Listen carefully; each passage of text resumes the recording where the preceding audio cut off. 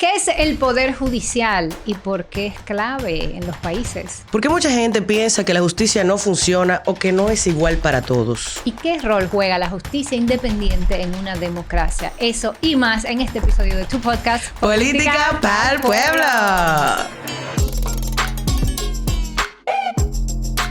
Señores, tuvimos un episodio fabuloso analizando el poder legislativo con el exdiputado José Horacio Rodríguez. Y por supuesto que como son los 3 poderes del Estado, tenemos que ver los otros 2. Este episodio va dedicado al poder judicial, el poder menos popular, yo diría, ¿verdad? Menos ¿Pero conocido. cómo que menos popular? Sí, porque todo el mundo, el ejecutivo, el presidente, ¿verdad? El Congreso, los legisladores, pero el poder judicial, es verdad, como que en los debates políticos se aborda poco. Pero no en este podcast. ¡Ay! En este podcast vamos a ver el Poder Judicial, vamos a entenderlo, cómo que funciona la justicia, cómo está estructurada, qué es lo que tú como ciudadana y ciudadano tienes que saber y entender sobre este poder. Y para eso tenemos aquí en Política para el Pueblo, el podcast de la Escuela Política, a una invitada fabulosa, Patricia Santana Nina. ¡Bienvenida! Gracias por invitarme. Patricia es abogada constitucionalista, experta en derecho público, litigante. Ella es la que sube con su gorrito, ¿verdad? Y su cosita blanca arriba al estrado ahí a defender los casos como y la corbata, la corbata negra en la cabeza. Que yo me imagino que eso es lo que sueña todo el que estudia derecho, al principio por lo menos. Bueno, hay gente que no le gusta tanto el litigio, pero creo que generalmente cuando tú entras a la carrera, eso es lo primero que tú visualizas. ¿Verdad? Sí. Sí, como que nadie, me imagino que muy poca gente empieza estudiando derecho y dice que quiero hacer trapazo de propiedades. Bueno, no sé, eso lo hace un abogado, ¿verdad? Sí, bueno, está de hecho pensando en hacer abogado o notario. Hay que hacer yo eso, quiero ¿no? ser abogado de los corruptos, de los criminales. Bueno, yo creo que sí hay gente que dice, bueno, hay un billete. Bueno, lo que pasa es que también todo el mundo tiene derecho a la defensa y goza de una presunción de inocencia. Esos son derechos fundamentales, o sea que también incluso las personas que son imputadas de casos de corrupción, eso no lo... Y un compromiso muy polémico en esta época, eso que tú acabas de decir. Claro. Pero vamos a empezar, como siempre, recordándote que puedes ver este episodio completico suscribiéndote a Patreon, haciéndote Patreon o Patreona de Política para el Pueblo. Ahí están todos los links. Y como cada episodio, vamos a empezar con la frase del día. Adelante, Laura. Muy bien, ok. La justicia es la constante y perpetua voluntad de dar a cada uno lo suyo. Ulpiano Digesto. ¿Lo dije bien? Sí. Yo imagino. ¡Eso! Sí. ¿Tú lo conoces, ese autor? Conozco la frase de él. Okay. Entonces, sí. Es una frase que, de hecho, es una frase que a mí me gustaba muchísimo y que solía siempre referirme a ella. Pero pienso que en la medida en que he tenido más conciencia de temas de derechos humanos, de igualdad y de género, también es una frase que tiene que llevarnos a reflexión. ¿Qué es lo de cada quien? ¿Qué es lo de cada quien? Entonces, sí, es interesante. Y da como el marco general, yo creo, de cuando hablamos de poder judicial, ok, ¿por qué existe un poder judicial? ¿De qué estamos hablando? Y creo que ahí mismo podemos introducir el concepto del día, que es ese, el poder judicial, que me gustaría, bueno, que tú lo definas. Bueno, a mí me gusta diferenciar entre lo que es el sistema de justicia y creo que es importante actualmente. Sí, hay que de qué estamos hablando cuando hablamos del sistema de justicia y de qué estamos hablando cuando hablamos del poder judicial exclusivamente. Okay. Entonces, el poder público del Estado parte de una división clásica que lo divide en 3 poderes, el poder ejecutivo, el poder legislativo y el poder judicial. Y el poder judicial, su rol principal es administrar justicia, disponer lo que la ley establece, interpretarlo y a partir de esto tomar decisiones para dar a cada quien lo suyo. Como dice la frase. Pero cuando hablamos del sistema de justicia, esto abarca más. Okay. Y me voy a explicar por qué. El Poder Judicial ahora mismo en República Dominicana está compuesto por todos los tribunales que van desde un juzgado de paz, juzgados de primera instancia, cortes de apelación y la Suprema Corte de Justicia, que Esa es como la escalera. Esos Esos 4 tribunales. Exacto, esos son como los 4 grados. La Suprema Corte de Justicia, que es una de las altas cortes. Uh-huh. Pero con el cambio de dinámica o de concepción del Estado en República Dominicana, comienzan a entrar otras instituciones a formar parte del sistema de justicia.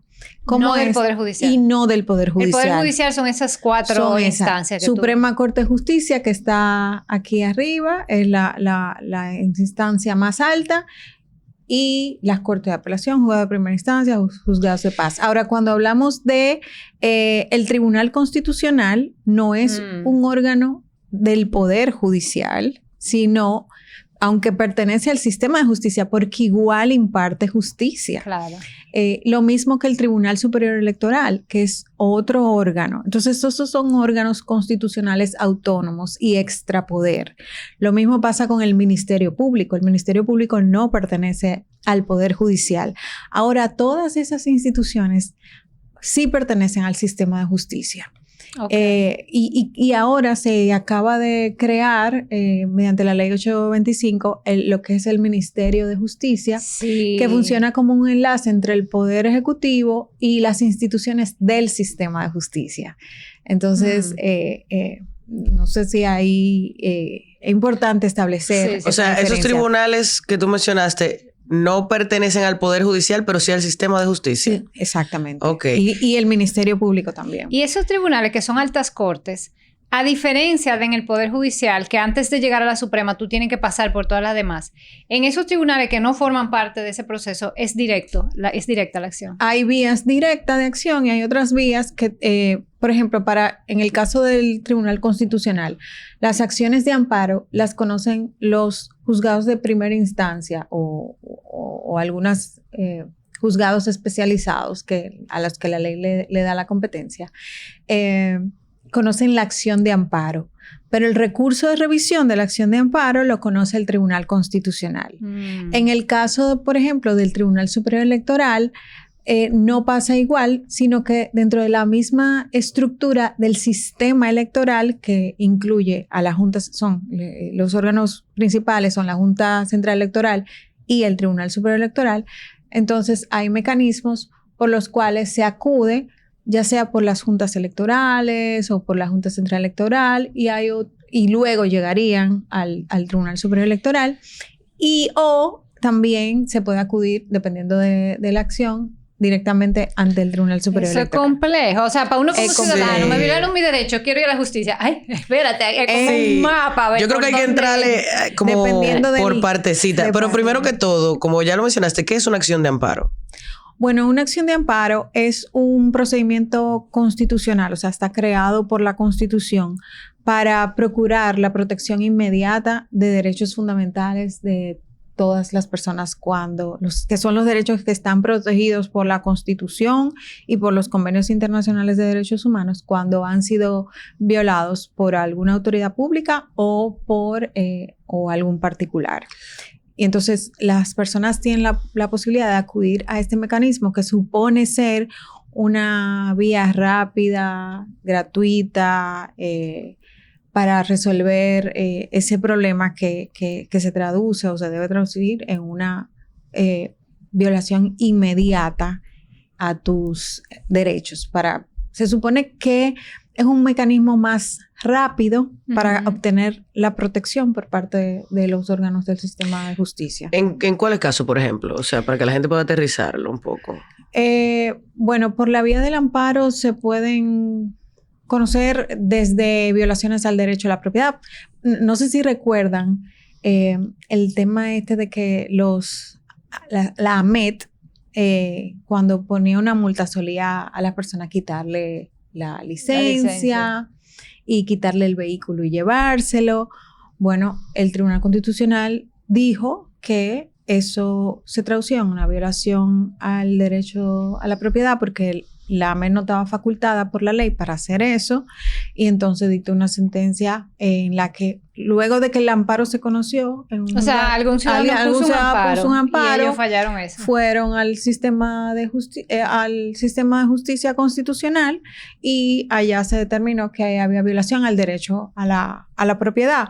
O hablando también en tema de tránsito, los parquímetros, hubo una época en donde en Santiago pusieron unos parquímetros y en los parquímetros cobraban unas supuestas tasas que no existían en la ley.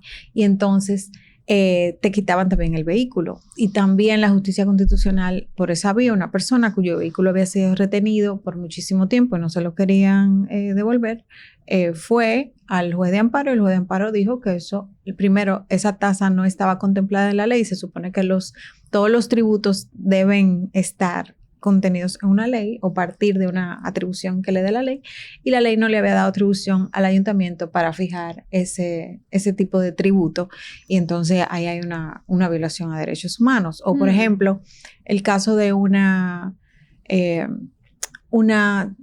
viuda que, como no estaba casada legalmente bajo la figura del matrimonio, se negaban a darle la pensión de supervivencia.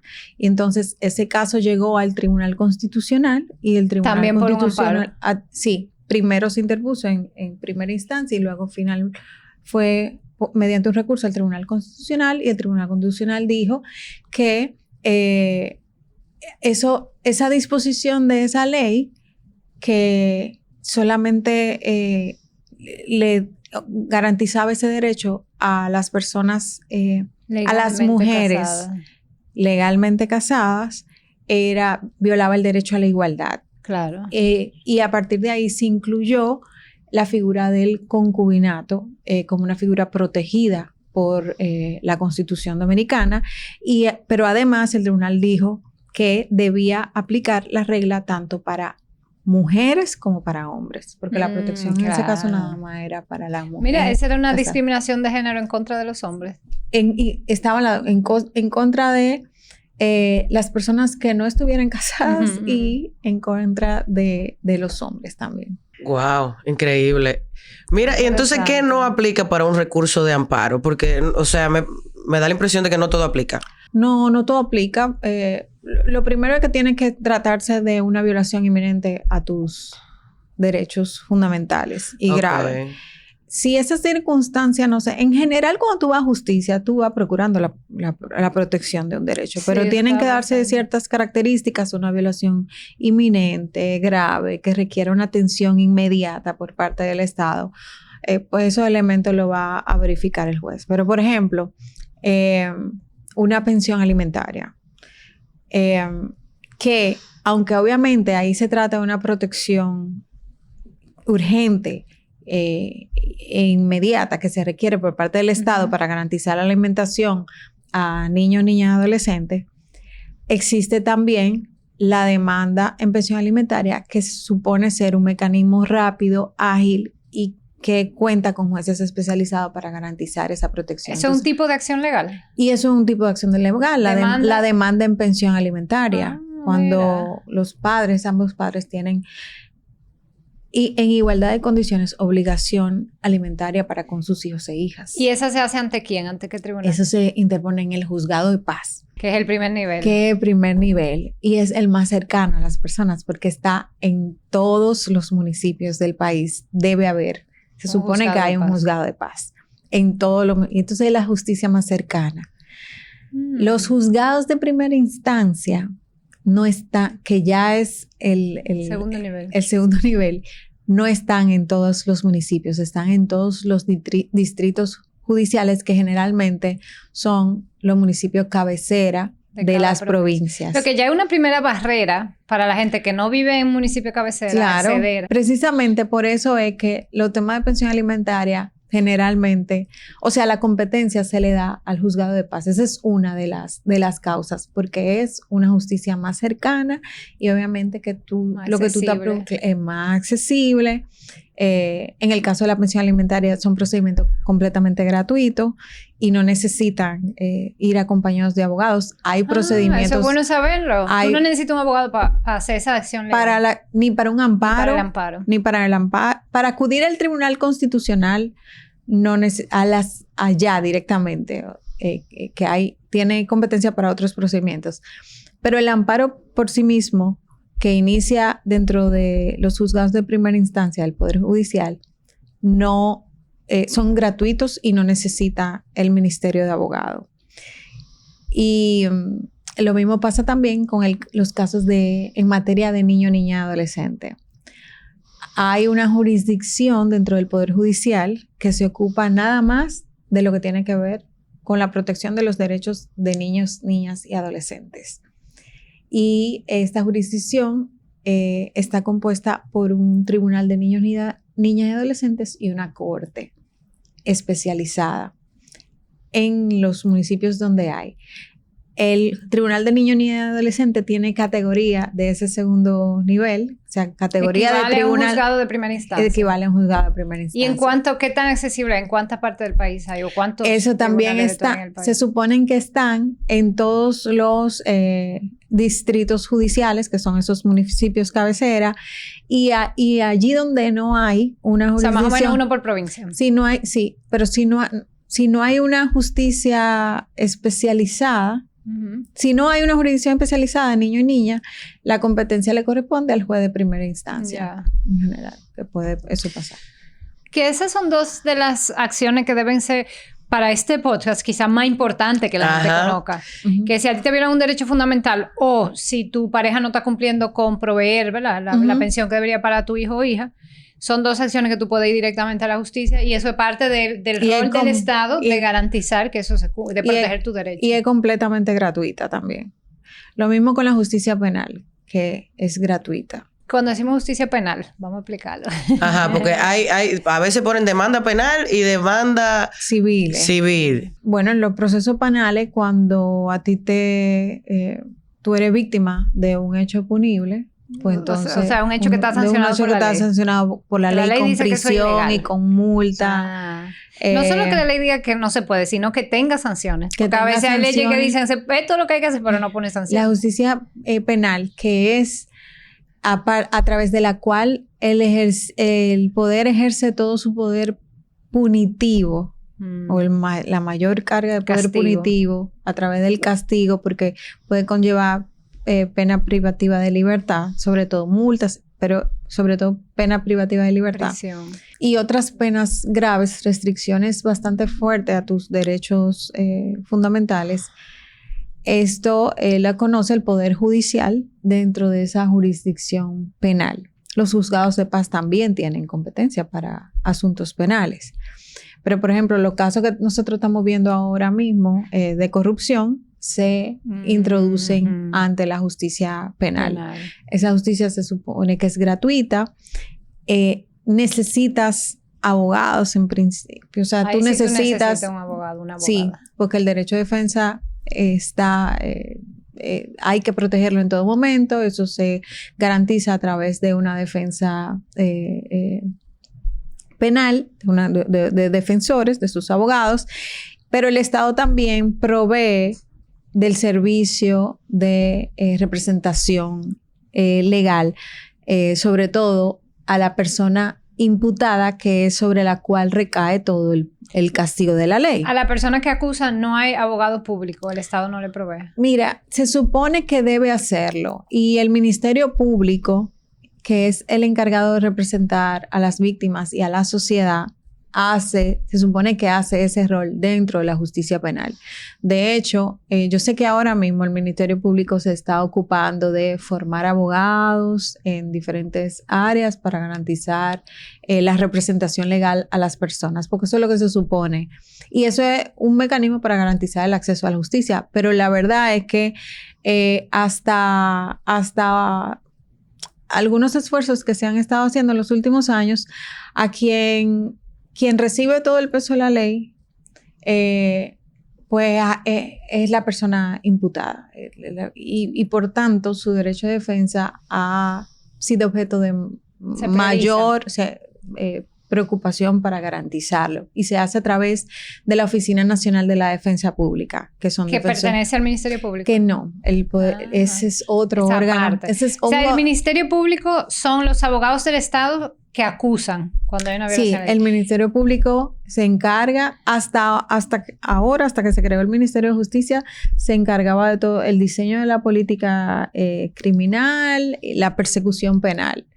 Ahora se crea este Ministerio de Justicia que se va a encargar de la política criminal, pero el Ministerio las cárceles, creo que administrar las cárceles y todo eso, y el Ministerio Público pues sigue siendo el encargado de la persecución y de presentar acusaciones. El Ministerio Público, y entonces la Defensoría Pública lo que hace es que le da abogados, le garantiza a quienes son el derecho de defensa y no tienen dinero para pagar y no abogado, tienen correcto. Exacto, y no tienen dinero para pagar. O sea, la Defensoría Pública le pone un abogado para que tengan quien lo defienda. Y ese es otro órgano que hace una labor importantísima, pues son abogados muy bien formados y la verdad que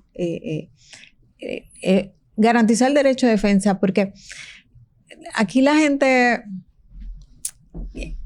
critica mucho que hayan derechos fundamentales para las personas que son objeto del sistema de justicia, pero la verdad que tenemos que pensarlo en función de ¿y si nos llevan injustamente? Y si nosotros todos podemos ser objeto acusados injustamente. Sí, todos podemos. Entonces querremos en ese momento que todas las garantías estén ahí, porque vamos a ir en contra de todo el poder del Estado. El Ministerio Público tiene acceso a información, a prueba, a control de cómo fluye todas las pruebas dentro del proceso. Entonces, debe también garantizársele una buena defensa. Pero la defensa pública es un órgano del sistema de justicia, pero no pertenece al Poder Judicial, no pertenece al Ministerio Público, ni al Ministerio de Justicia, ni a ninguna de las altas cortes. Oh, wow. O sea que si hacemos como una arquitectura, tenemos a la defensa pública defendiendo a quienes acusan, al Ministerio Público acusando, al Poder Judicial, que son los jueces en las cortes llevándolos, procesando los tribunales, y a las altas cortes, que son independientes de todo esto, el Constitucional, el Tribunal Superior Electoral y el Tribunal Superior Administrativo. No, el Tribunal Superior Administrativo pertenece al Poder Judicial, tiene una categoría de corte de apelación. El Tribunal Constitucional es como una corte de apelación para temas específicos. Es como una corte de apelación la jurisdicción contencioso administrativa. Ahí todos esos conflictos entre los particulares y el Estado se resuelven ahí por el dictado de actos administrativos, también por temas tributarios. Usted tiene un lío ahí con la DGI, esa es la jurisdicción que va a conocer el conflicto. Todas las instituciones públicas. Los conflictos entre particulares y el Estado se resuelven en esa jurisdicción. Ok, pero eso entonces sería como la arquitectura, o sea, nos está quedando fuera algo.